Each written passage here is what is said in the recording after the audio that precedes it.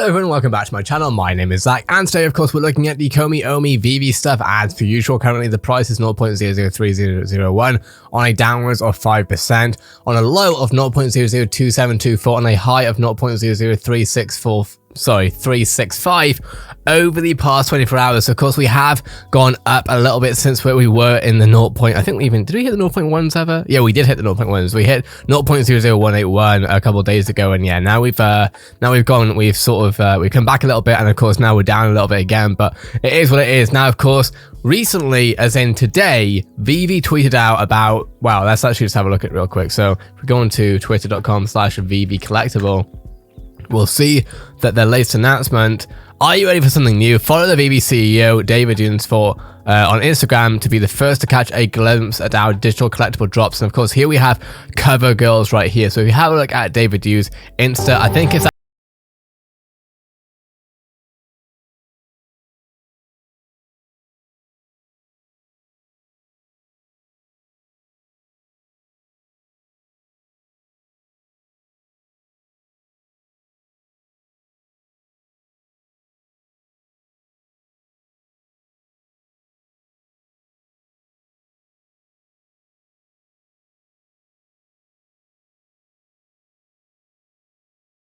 now, my question is, why can't you lower the volume on Instagram? Come on. Anyway, for the first time in Veve, all collectibles are featured as first appearance FA in digital collectibles. Of course, we have a lot of people getting excited, etc. So let's get into what we're exactly seeing here. Now, I've had a look at a little bit as to what DC Collectible Cover Girls actually is. In fact, we've downloaded the video, and whoops, let's turn that down for a moment.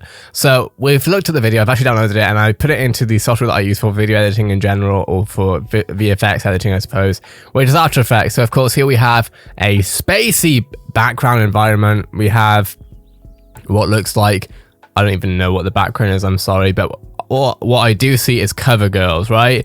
We have cover girls of the DC universe. That's what it says right here. Now, if we keep going a little bit, of course, we'll see that then it says Thursday, May 27th, so 2 days from now. And then we have what seems to be a couple of phones essentially showing what the app's going to look like. And then if we have a look here, of course, we have Supergirl right here. We have Batgirl right here. We have, who's this? Catwoman here. And then we have, who is that? M something.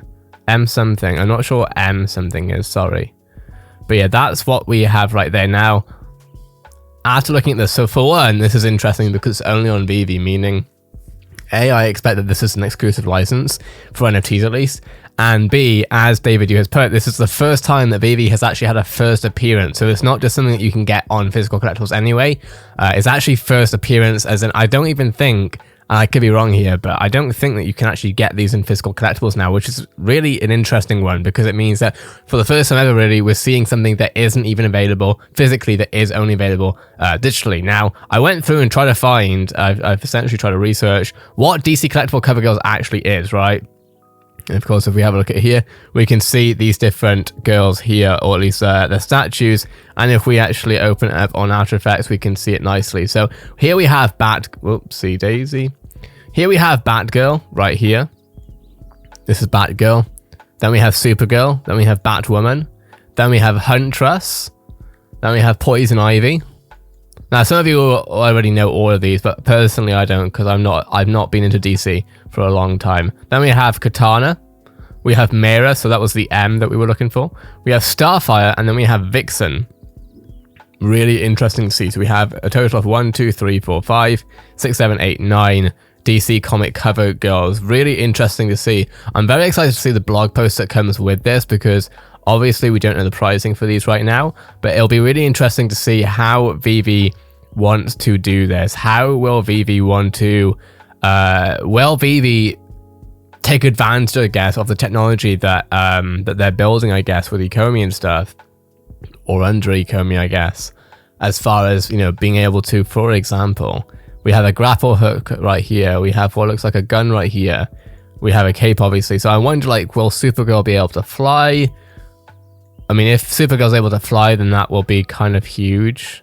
Like, that will be massive because that will be huge for content. That would market the hell out of this. And then, of course, we'd have a grapple here. Not sure how that would work. Not sure how that would work.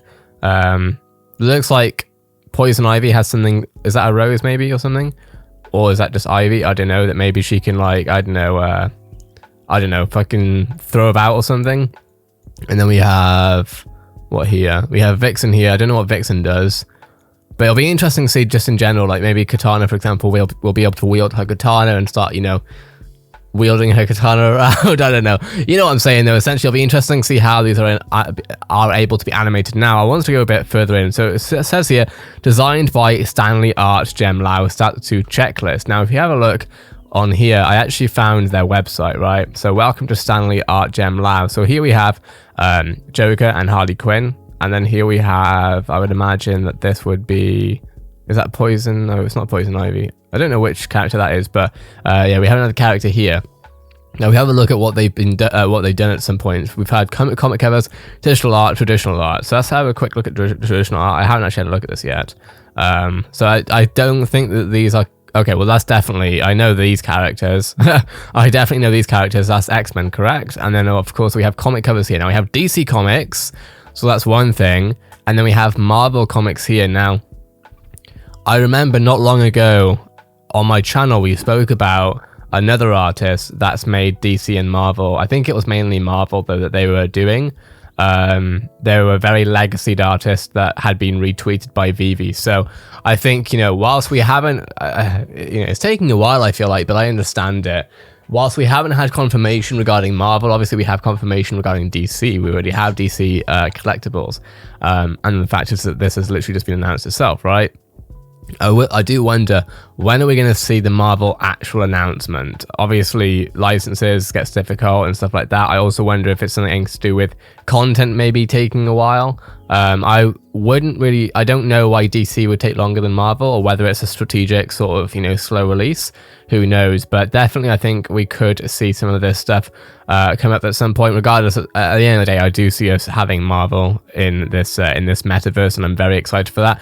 But of course, how will that affect this price? Well, you know, there are just so many things that affect this price. You know, we're still waiting on the exchange. I spoke about that yesterday, in the fact that, you know, realistically, we have 6 days left. 1, 2, 3, 4, 5, 6. Yeah, 6 days left of May, which means we could still see the exchange in May.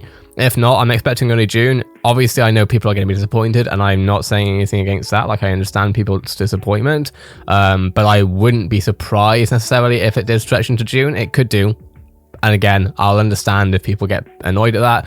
Realistically, if the exchange doesn't come out in May, I do believe that the price could go down to maybe 2, maybe even 1 again, because I know a lot of people will probably lose trust, understandably. But then, of course, I'm sure once the exchanges come on, people will probably, Veve or Ecomi, I suppose, will regain that trust most likely, as the price looks too good. You know, because even so, you know, even if people sell at, say, 2, and then the price goes down to 1 or something, if they, you know, announce new exchanges, if new IPs are coming out, people are still gonna basically rebuy what they sold, you know what I mean, most likely. So yeah, that's my thoughts on everything. I'd like to hear your take on all of this right now. It looks very exciting. Also, a little update with this channel. We recently, well, we hit 1,000 subscribers a few days ago, maybe 4 or 5 days ago now, but we hit 4,000 watch hours, which means at some point in the very near future, this channel will actually be able to be monetized. We're like, last time I checked, which was about 15, 16 hours ago, we were at 4,400 watch hours. So I really appreciate everyone who has been supporting the channel.